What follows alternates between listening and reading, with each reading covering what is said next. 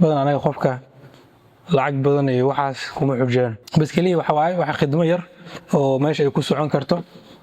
iyo korontadii iyo wixii markaas la dhiibi karo aadna ugu faraxsanahay ilaa halahan maanta inaan isla soo gaarno oo shaqadan fiican isla sameeyno waxa iga farax badan male qof markaasi oo maalinta ugu horeysay imaado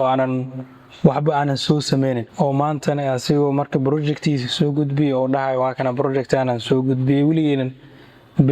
bil ka hor ama maalmooyin ka hor ma sameyn karin waxa badan afooga daanahay amaal gashano taas waa badan hadii loo barbar dhigay iskuulada kaleenta oo idinkan waa aragteen badan anaga qofka lacag badan iyo waxaas kuma xujeen bas kaliya waxa khidmo yar oo meesha ay ku socon karto iyo korontadii iyo wixii markaas la dhiibi karo laakiin qofka marba haduu noo imaado oo wax barasho uu rabo markaas inuu barto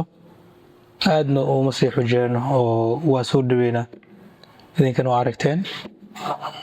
marka aadna ugu faraxsanahay in cilmigan maanta aad barteen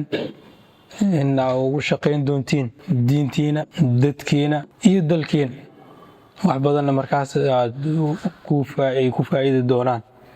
aadna isaga ilaaliya qof markaas inaad ku xumaysiin ama ku dulmisiin ama si aad ku sharaf xumaysiin waxweyn aad isku dardaarmeen taas waan idinka dareemaa wajigiina ma ogtiin dad wax xumeynaya ama sidaas aadna ugu faraxsanahay ilaa halaa inaan isla soo gaarno wajiyadan aad u qurux badanne meeshaan isla fadhino haddii aad aragteen waxyaabo qaarkood intii kooraska u socdo wax inaa ka gaabin ama wax oo markaas aanan dhigin ama aanan soo gudbin waxa codsan markaas inaad ilaa hadda aan nala soo wadaagtaan si hadhow hadda diyaar u nahay wax ka baxsan jadwalka hadda inaan idin dhigno oo maalin kale aan idin kugu darno wili hadda jahday jirto cashar markaas oo ha u baahantiin oo ziyaada ay tahay soo marka waxaan rajaynaa marka wax badan inaa faa'iideen wixii kale commenti ama waxa ku daraysiin idinka ninkiina waa haddii su'aalooyin aad qabtiin ama cabasho markaas aad qabtiin diyaar ayadana markaas in marka isla xalino isla fiirino marka midda kale cilmigana meel kuma eego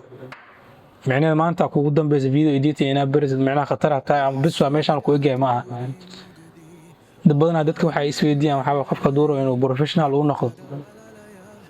koorsooyinka ma jirto oo professional lagu noqonayo mar hadda asaaska ay heshid inta kale aad dhameystirin kartid waa ardayda badan taas u sheegaa mar walba projects badan aad qabatid mar walba shaqo badan aad qabatid waa mar walba oo horumar badan aad sameeysid waa sidii hore aad ka fikirtid afugi wada oo ka faa'iideysta